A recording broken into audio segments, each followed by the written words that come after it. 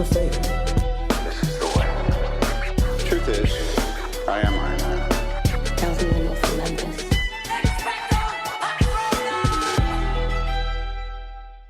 Hello, critics, non-critics, and friends. Welcome to the Film Optix podcast, where we take a glance into blockbusters, indie films, and everything in between. I'm your host, Christian, and today I'm joined by two guests on today's review. We have Destiny from Deadline and Mike making his return from Collider / Cheddar After / the Amateur Otaku podcast. And today we're going to be giving our spoiler-free thoughts on Makoto Shinkai's Suzume, playing in theaters on April 14th, and it will be streaming on Crunchyroll by that time, I believe, if it's not streaming already. But before we begin today's episode, you can listen to our podcast on podcast platforms around the internet. That includes Apple Podcasts, Spotify, Google Podcasts, and more. And if you are a new or seasoned listener to the show, we would love to hear from you guys. Follow us on Instagram and Twitter at FilmOptix. That is Optix with an X.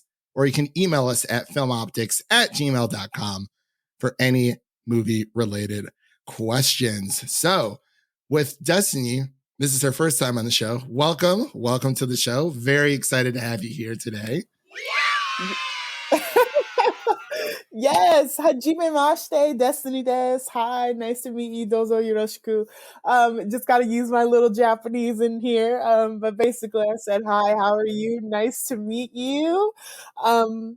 I thank you for having me. Yeah, I love Japanese film more so than I love Japanese television. But I am here to talk about it, all the things with you guys. Great to have you, and Mr. Mike Thomas. It's glad to have you back, buddy. How you been? I'm glad to be back. Considering I'm on a podcast called The Amateur Otaku, it would have been really offended if I wasn't here for this episode. But I appreciate the invite, Christian. It's always a pleasure being here. Yeah, I'm glad you guys are doing so well today. It's Saturday. This is Easter weekend.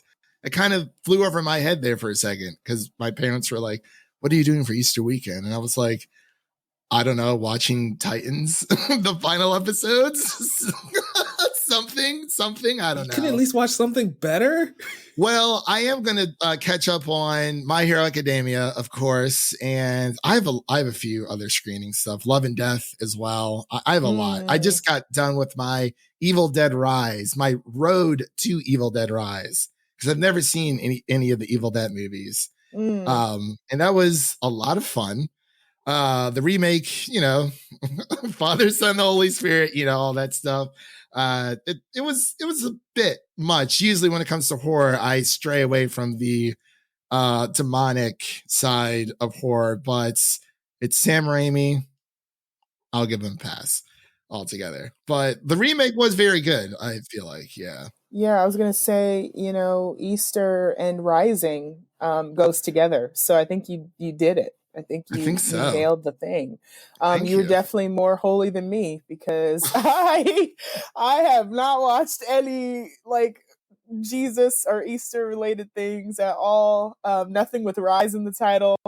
I did watch that Chloe Bailey Praise This on NBC or Peacock or whatever a couple days ago. Yeah. Peacock. And it was a movie. It was one of this year's movies, and that's good for them. Yeah. And we're also getting well said.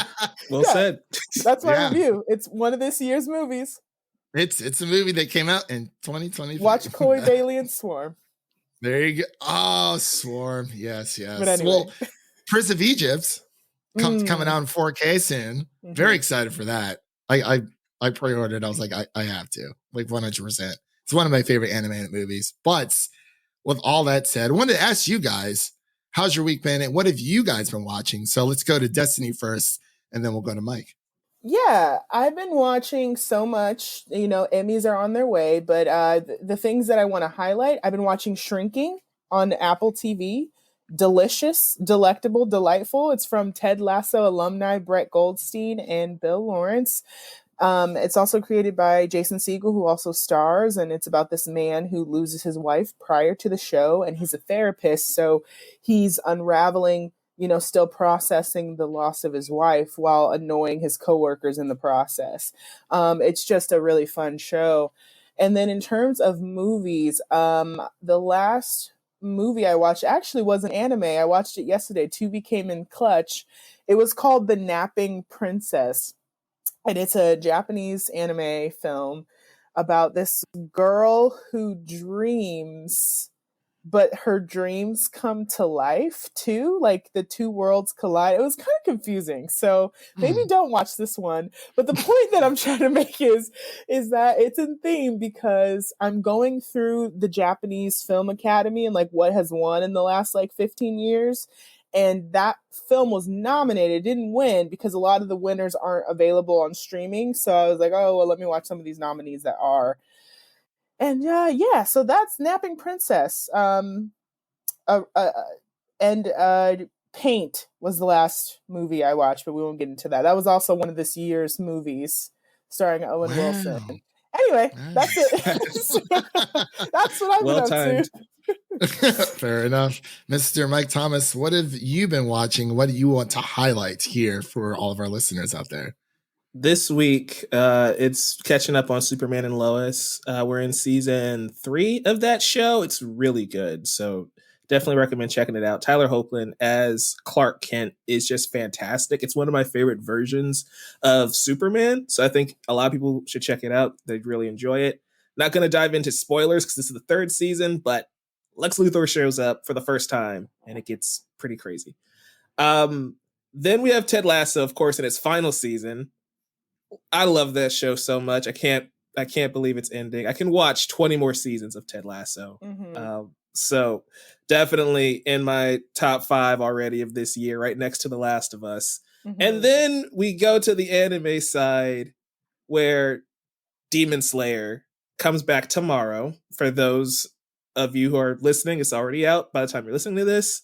And I've already watched like the first couple episodes because screeners, and they had that movie release thing a month or 2 ago. That's really good. Check out Demon Slayer if you haven't already. It's a blast. And it's got crazy animation this season. They upped it even more than the previous season. Oh. It belongs to Netflix, right? Demon Slayer? Or they're just showing it there?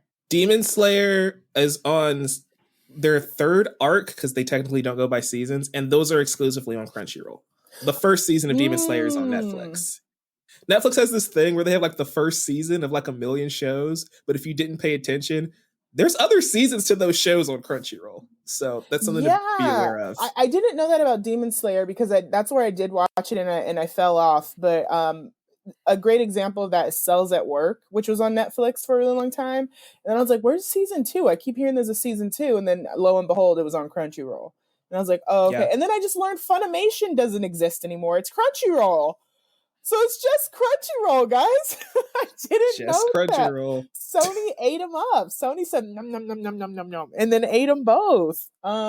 So that's amazing. Because also, remember, Crunchyroll had a landing page on HBO for a while, and now they don't anymore. But the animes are still there, some of them anyway. But man, what a time. What a time. Anyway. Yeah, it's been interesting for and that Verve thing, the VRV. I'm not sure what was going on with that Mike had sent to me the other day, but I remember subscribing to that. That was like a culmination of multiple anime streaming sites. I think it was. I can't remember, but it's been so long. But I recently just re-signed up for Crunchyroll to catch up on Attack on Titan with season 4, and wow.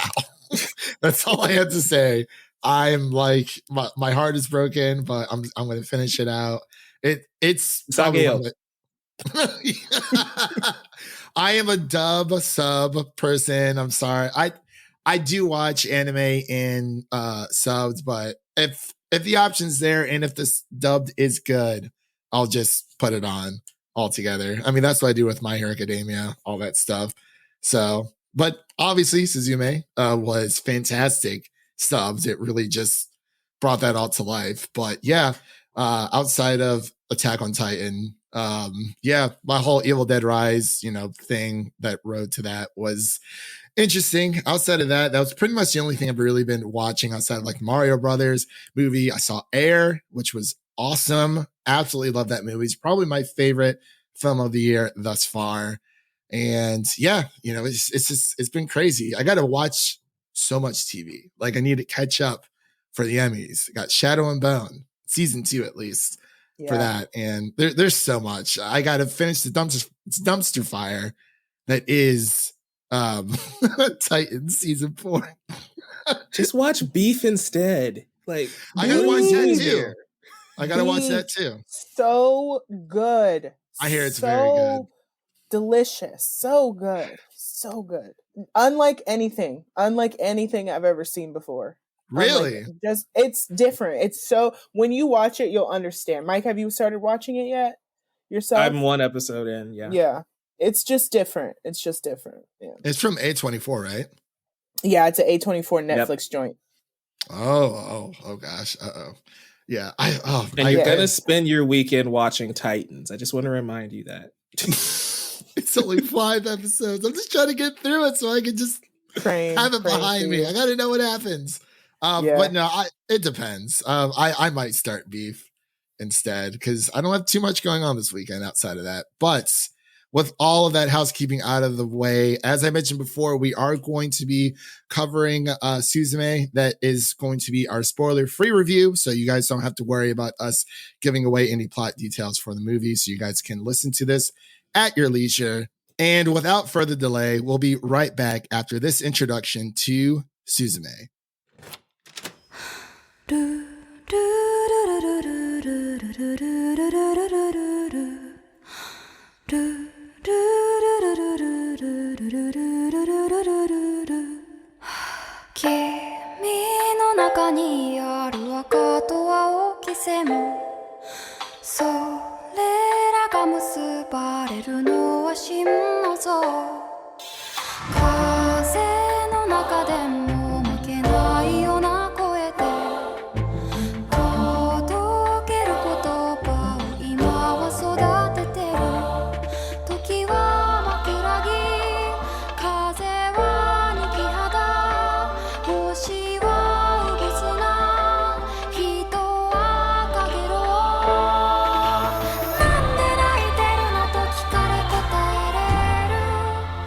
And we are back with our Suzume spoiler-free review. And this film is directed by Matoko Shinkai and written by Matoko Shinkai as well.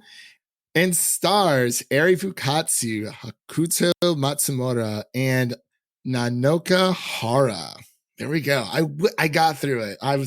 It's one of my like biggest weaknesses when it comes to like pronouncing names, and I like go through it over and over in my head, and then when it comes time to recording, I just blank altogether. But the synopsis is as follows: a modern action adventure road story where a 17-year-old girl named Suzume helps a mysterious young man close doors from the outer side that are releasing disasters all over Japan. So, as I mentioned before, this is spoiler free. So I'm going to shut up now and I'm going to pass it over to Destiny so she can give her initial reactions of the film. And then we'll go to Mike and then I will close out. Yeah, my initial reactions to the film, I mean, so beautiful, so good. Makoto Shinkai, for those who don't know, or maybe they do know, a lot of his films are centered around paying homage and respect to the big Japanese earthquake in 2011. So a lot of his films have to do with these cataclysmic disasters that Japan is so prone to because of their little, they're right on that Pacific ring of fire, along with, Hawaii and a little bit of California, which is where I'm at. We're going to fall off into the ocean. It's going to be a good time.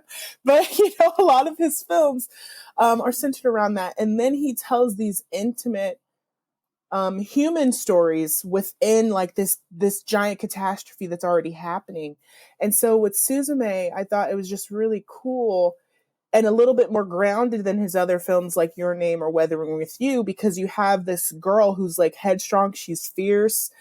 She has to face her traumas of losing her mother head on. And you know, she has to propel herself. She's not compelled by her other, you know, companion in the film. She's just really self-reliant, self-sufficient this whole film. So I just thought it was really beautiful to see this girl tackling her grief while also having to maintain saving the world from these disasters. So I thought it was just a really beautiful movie, which I'm sure maybe, you know, I know it's not a spoiler thing, but maybe we'll get into it a little bit more. The animation's beautiful. The music by Radwimps is absolutely amazing. You guys heard some of it in the intro there. Originally, when I saw the trailer for this film in the theater, I thought it was a musical because it was so, like, I don't know if you guys saw the trailer in the movie theater. I forgot which movie I was watching, but I was like, what? It looks like a musical. And I was like, nah, I'm not about to watch this, right? But then at the end, I saw the boy. I saw Sota, right? I saw Sota and I was like, Sota's so cute. Maybe I do have to see this movie. And I did see it. I saw it in Japanese and I saw it in English. And the English dub leaves much to be desired. So I do suggest watching it Japanese sub first. But anyway, animation is beautiful, music is beautiful, characters are beautiful. All the things are beautiful. Mike, what did you think? It's beautiful. As Keanu Reeves would say, you're beautiful.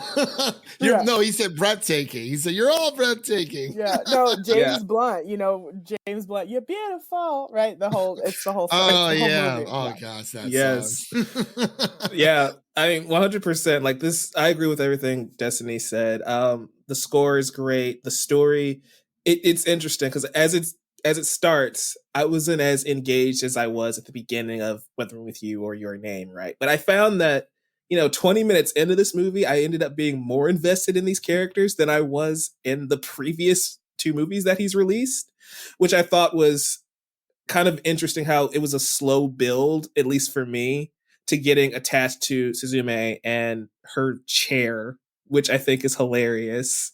Not a spoiler, it's in the trailer, you guys saw it. But yeah, I love the idea of them going around finding these doors, and like you were saying, Destiny, the entire basis of this movie is natural disasters and how we respond to that and how that affects these kids, right? Because Suzume is still a young girl and having to find herself. It's still a coming of age story in the midst of all of this chaos. I thought was a really fascinating spin on what Shinkai usually does with at least the last 2 films that he's released. That combined with, again, the animation, with the music. I love the locations as well. That's something that was really cool about this film, is that we are traveling. It is an adventure story. So we are going to different parts of Japan, and we're focusing on the lore aspects too of what do these worms or these doors actually mean to this world, and what does somebody like what's the guy's name? I'm forgetting. Sota, Sota. Yeah. What he and his family and all that stuff ties into this, which I thought was really cool, because there is a world here, a universe that exists and lore here that we're seeing through Suzume's eyes, which I didn't really anticipate or expect, but it really, I think, frames the story in a cool way, seeing her navigate this and get stronger and more confident in herself as the story goes on. So I thought that alone made this a very fascinating watch. Yeah, and just to add just a little bit there too, it's Sota too. As strong as Suzume herself is, Sota has his own thing going on that is also independent, right? I'd like that the strongest writing is for Makoto Shinkai's works, I think, are in Suzume in terms of characterization of these 2 characters. I think there's some flaws here for sure. Like, I think the movie was a little too long. I think it could have been trimmed down. It's about 2 hours and some change. It could have been shorter. But, and also there's some things that are a little abrupt. But anyway, when it comes to Sota and his independence as a closer, so yeah, his family is the people who are in charge of keeping Japan safe. That's very solitary. Like, Suzume has her own journey, Sota has his own journey, and both of them come together to do this amazing, this I don't know what the word is that I'm trying to look for, but when they come together, it works. It just works. Like, you know, sometimes there's stories where, you know, the romantic interests are like codependent on each other, but that's not the case here. They're very distinct. And then when they come together, it's just magic. Like, I don't really know that individuality is still there with them. Exactly. There you go. Yeah. So it's just, and yeah, he's a chair, and that's a long story that we won't get into. That involves a lot of spoilers. But the handsome chair, love that. Yeah, no, you guys pretty much hit it right there on the head of the nail. It's very, when I first watched it, well, actually, when I first saw the trailer, well, like the initial teaser trailer, I was like, oh, let's go. You know, I'm ready to cry all over again. And I did cry all over again because Shinkai he just hits you in the feels. Or, you know, when it comes to the natural disasters, that was actually something new that I learned. I was like, I was detecting a bit of a pattern, but I wasn't entirely sure what his message was. Opposed to like when it comes to Hayao Miyazaki for Studio Ghibli, you know, there's a lot of natural disaster stories there as well, with just the main message being, hey, take care of the environment. But for this movie, it really it launches you like just straight in to the plot, which is something I appreciated. When it comes to the runtime, I do agree with Destiny. I feel like it could have shaved off maybe 10 to 15 minutes, but it's like, you know, everything happens and then you have like the after credit scenes and stuff like that. Not necessarily post, because they're kind of playing during the credits, but when it comes to Sota and Suzume, I love them both as characters. Like you guys said, they have their own journeys they want to go on, and you know, they're, you know, closing these doors. It's very Kingdom Hearts-esque, kind of, because that was like just running through my mind. I'm like, not Kingdom Hearts. I'm just waiting for Sora or Riku. Nice shirt. Yeah, I was waiting for like Sora or Riku just to come through and be like, the door has been opened. It's like, I was waiting for Randall to come out one of the doors, honestly. I thought it was going to go Monsters Inc. at one point. Oh, seriously. God, that would have been so funny. Yeah. Kidnap 1,000 children before I let this company die. I didn't even think about that. Oh my God. Yeah. That's so funny. But like overall, I really enjoyed it. I mean, you know, his films always make me feel something, which doesn't usually happen nowadays. I'm not sure if I'm just super cynical or just, you know, a blob or whatever, but it really is about, I mean, there's also the love story aspects when it comes to it, when you're comparing to like Weathering with You or Your Name, but there's something about this movie where, like, I can't say it's my favorite, but like I still appreciate it, and like I would definitely watch it again. I don't know if there was like a dubbed option when we got the screeners. So but I don't know what happened, and Crunchyroll, I need you to answer for this. I opened the screeners on Thursday. I didn't get a chance to watch it. There's subbed. I opened it on Friday morning. There's sub and dubbed. I opened it Friday evening when I'm about to watch it. It's just subbed. So they added it and then took it away in like a 5-hour span, and I don't know why. Wow. That's so interesting. I wonder, were they playing around with it? The only reason I saw it in English was because it had for all the countries that the film hasn't opened up in, it world premiered in at the Academy Museum in the English dub. So I saw it in Japanese first, and thank God I did. But then they did it in English at the Academy, and I was like, but anyway, like that's why I wonder, like, did they just I wonder, was there like feedback that they got maybe and they took it off, or maybe they were just like, no, let's do it in like the original form. I don't know. That's so weird. Crunchyroll, answer for your crimes. Seriously. I wanted to watch it in both, at least. I was going to watch it in both, but I didn't even get the option to.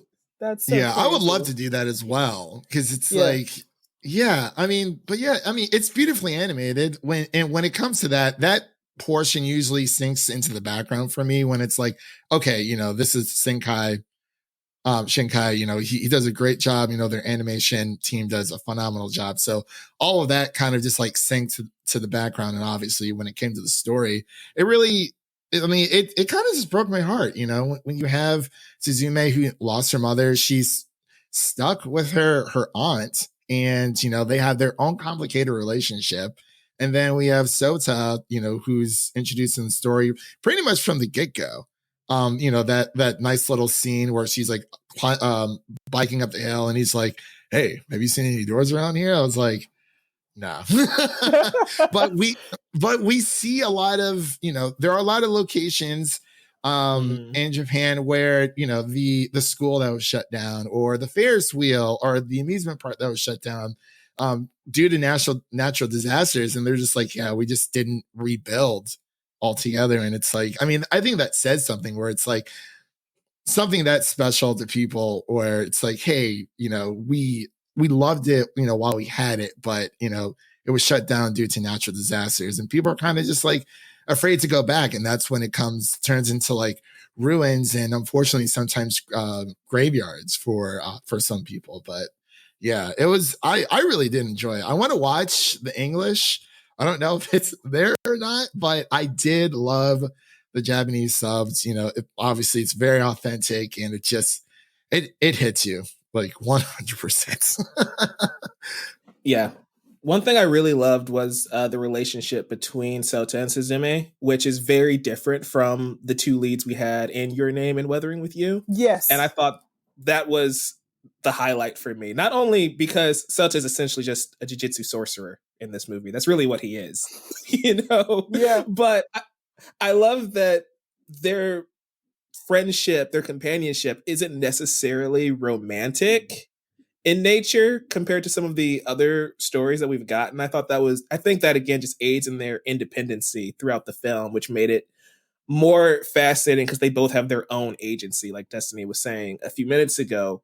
But they play off each other really well, but then there's chunks where they're not together in the story as well. And I think that just highlights both of them, even though the movie is called Suzume. We're following her for the majority of the time. I thought that just made both characters stronger for it by giving them that independency, but then also giving them the chemistry where they can work together throughout the film too. Yeah, and hopefully this is not a spoiler, I don't think. I was speaking to the director about that in particular, like, you know, how much more grounded mature their relationship is, as opposed to the other things. And, you know, one of the things he mentioned was that helped, he felt like in the writing process, was turning the character into a chair. Because he said originally when he was thinking about writing this, you know, he was like, it didn't make sense for her, Suzume, to be traveling with a handsome dude the whole time. You know, it would have, he said he felt it would have leaned too much into the romance, and then the story and the power would have kind of been lost. So not that he was like necessarily like literally objectifying him by turning him into an object, but he said that alleviated a lot of pressure for him to be able to build their characters a little better, if that makes sense. And then in saying that, yeah, I think that's the part that does work, is that they're not codependent. But what I did like, which I hope is okay to mention, is that there's these moments where they are separate from each other, but Suzume borrows objects from Sota to kind of help get her through her journey, such as his coat and his shoes she'll use to help him get through, right? She has his key. And then Sota, I mean, he's her chair. So he has that going for him. But I just think that that's also very powerful too. It's like, even when they're separate, they are together in a way, but it's not all about that. Does that make sense? Yeah. Yeah, I love that what you said, Mike. Absolutely, the relationship between them is just so much different than the others. And I think that they're the oldest main characters out of the other two films, because I think they're like 14, 15. I think so. It's always weird when it comes to, you know, when it comes to like the age of like these characters. Sometimes they look a little bit older than like what, you know, the story says they're supposed to be, but then it's like, okay, you kind of just go along with it. But Out of his previous two films, I believe, they are the oldest. And you get to see a lot of the hopes and dreams that Sota has as well throughout the film, which is like, oh, that's a nice touch because it does add to his character. He's not just this random, like keyblade, whatever opener. Right. Like he has an apartment, right? Like he's like, yeah, I do this thing. I do this crazy thing to save the planet.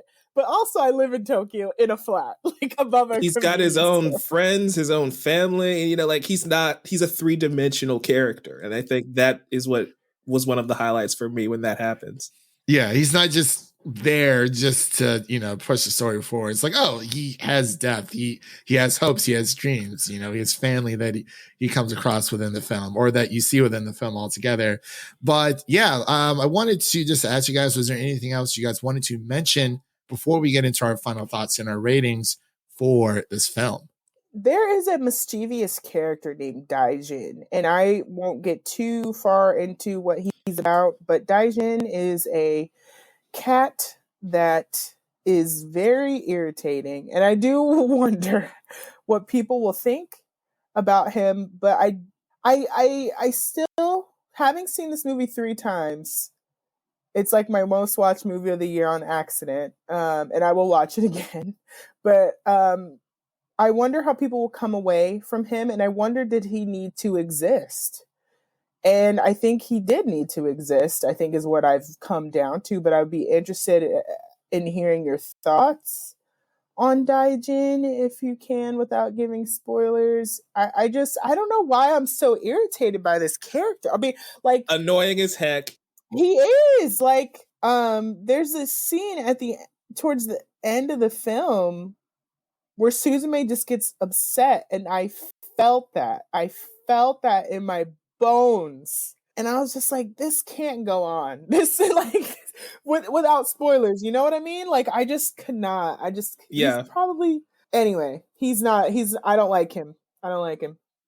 Daijin is an annoying character, and like you were saying, you kind of question what was the point of having that character exist in this story. And I can see where Shinkai was coming from by including Daijin, but there's not a lot of like development with it. So like there's an idea there that I can see that he wanted to convey, but we're 2 hours, this movie's already 2 hours long.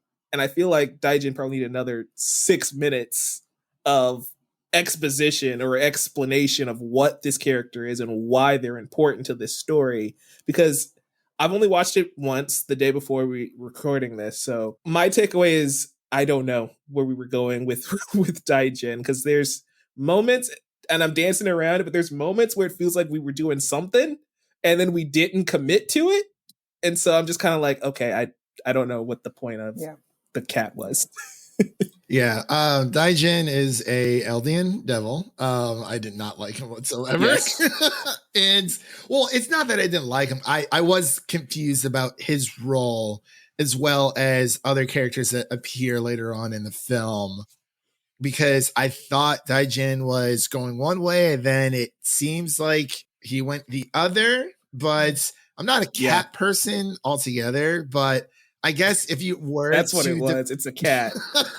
if you were to depict like an animal, I'm glad it wasn't a dog. That's all I have to say. Yeah, I think that's it too. Maybe it's like cat bias, because I don't like cats either. But it's because I'm allergic to them. You know what I mean? Yeah, I'm not allergic, but it's very select few that I actually like. It's like 2 out of like the millions of cats I've ever met. But yeah, it was something with that character just rubbed me the wrong way. It wasn't necessarily like bad. I need to watch it again. I've only seen it once. Destiny's seen it like 1,000 times already, I've seen it like 15 million times. I hate him every single time. Like I never go up from a screening. Like I think that's a good thing where it's like, oh, I can't stand this character. Not for the fact that like, I don't know. There's something about characters that you don't like, but you understand why they're there, but they serve that purpose of being like, yeah, you're not supposed to like this character. Maybe that's what Shinkai was going for, but he was cute for like a half second. But other than that, I was like, I don't know what this thing is. Like, it is just. For the audience, these are characters that I like more than Daijin.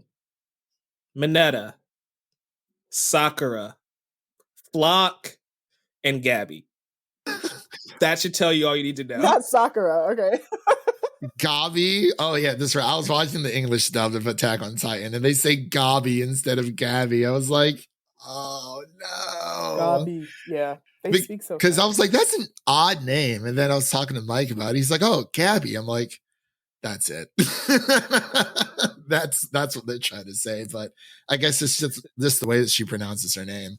Isn't Attack on Titan based in Germany though? You think they would have? You would think so. I mean, definitely based off in absolutely, especially with those armbands. So yeah, but great story nonetheless. But let's get into our final thoughts and our ratings here. I'll go to Mike first, and then we'll go to Destiny, and then I'll close out. Okay, Christian, I do this every time. What is our rating scale here on this show? Okay, so I wanted to try something new, but for the rating scale, just to make it easy, let's just do out of 100. And then if you want to equate that to your Letterboxd score, we can do that as well. So my rating for this film would probably be out of 100, like a 85, maybe a 90. It's still fairly high. Pretty much the only knock is the runtime a little bit and the dumb cat. That's really what it is. That's the only knock I have against this movie. Again, we've talked about it already. Animation's great. The voice cast is phenomenal. The story is impactful. And like something Christian said earlier that I want to go back to is that it made him feel something, right? And in a lot of animated movies, sometimes I come away not feeling anything. One in particular, I'm not going to name names, but with this one, I was a mess by the time we get to the third act of this film. And I didn't think I was going to be. Like Your Name and Whether I'm With You kind of punch me out the gate. This one, again, was the slow burn of, hey, we're going to get you invested and then we're going to rip your heart out in a way that the other two didn't really do. And I am crazy enough to enjoy that for some reason. So yeah, great movie. Definitely watch it in theaters if you can. If you can watch it on Crunchyroll, do that too. I know in some countries it's not going to be available for like another year. So Godspeed. All right, Destiny, what are your final thoughts and ratings on Suzume?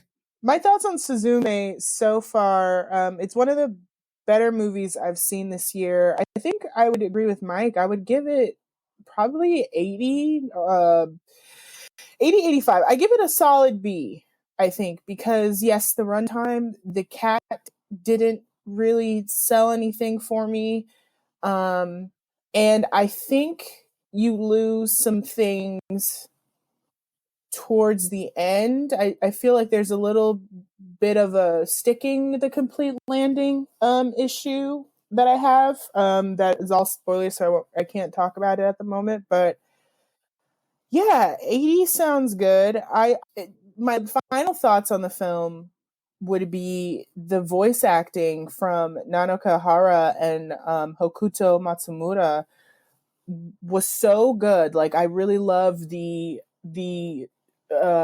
fierceness in Nanoka's voice, who played Suzume. I really loved her endearing tone, her fierceness, her urgency. You felt that in her voice performance. And by the way, both of these actors had never done a voice performance before. They are actors already. And Hokuto, in particular, who plays Sota, is a J-pop star. So he sounds just as dreamy as Sota looks. And I thought that was perfect for him. But I just love the quality of his voice in this film. He's like, Suzume, did you do something to me? Right? It's like, ah. Anyway, so she's like, what? No? Anyways, so that's my final thoughts and my rating. So it gets a solid B from me. All right. Yeah. My when it comes to my rating, I would give this like an 85, which would equate to like a solid B as well. The more that we talked about it here on this episode, the more I liked it, because when I first watched it, I was like, yeah, I adored it. But I was like, I wasn't sure how much I actually liked it. And that usually happens, when you end up talking about a film, whether it makes you like it more or after like a conversation with somebody. But this is definitely a film that I would love to own on Blu-ray. I love pain just as much as everybody else. We've gone through The Last of Us for the upteenth time with all that emotional roller coaster, and all the emotional roller coaster stuff that's going on with Ted Lasso. And now we have Suzume as well, and I'm sure there's other shows and films out there that'll probably do the same for us all together this year. But yeah, I thought it was beautifully animated. The voice work was fantastic, and it's just an overall just like breathtaking, powerful film. And yeah, I want to watch the dubs. I mean, hopefully, I think I'll watch the dubs in theaters since I've already watched subs. Yeah, and let me add something. The humor. I think the humor. This movie's funny. This movie's funny as heck. So don't be deterred thinking you're gonna go out of there sobbing. I mean, maybe if that's your thing. But the movie's humor is absolutely unmatched. I was cracking up. And I can't remember laughing at Weathering with You, maybe like a couple of times, or Your Name, yeah. But like Suzume, top-notch humor. Oh yeah, absolutely. You got to have a sense of humor when one of your main characters is a chair, And yeah. I just want to shout out Shinkai for, how weird anime can get by turning the boy into a chair. Thank God we didn't get super weird and super cringe, because I got in the wrong hands and the wrong writer. This anime would have been completely different. So fun. Okay, I have to just because you said that, I have to highlight the scene. There's these two mischievous kids. I think they're twins. And Sota helps Suzume as she's watching them. And he gives the children all a ride on him as they're like sitting on him, and he's running around this little tiny bedroom to tire them out. And Suzume asks if she can sit on him, right? And he's like, no, like he's like protests. And it is the funniest scene, I think, in the film. He is like, no, okay, like don't even ask me that question. And she then retaliates by calling him not smart in that scene. But anyway, yes, it could have went so many ways, Mike. Absolutely. So many ways. Yeah. And I would agree. That's probably the funniest scene. Like he was just like hard no, just like he's like, oh, okay. Like, he's not playing around with this altogether. But with all that said, that wraps up our spoiler-free review of Suzume. I wanted to thank Destiny and Mike for coming on to the show. I would love to have you guys back. This was a great conversation. This is actually like our first ever like Japanese animated film, or just anything Japanese related I think we've done here on the show, which, I kind of wanted to change. Actually, no, I take that back. We did Earwig and the Witch. Yeah. That's rough, buddy. Exactly. It was, I totally forgot, it's back in my brain, I'm like, oh yeah, we did do that. But this retcons that, so all together. But I wanted to take the time to let Mike and Destiny know where you can find them on the internet and what's going on in their life. So we'll start with Destiny and then go to Mike, and then I'll close out. You can find me over at deadline.com, or you can find me on Twitter at Destiny Dreadful.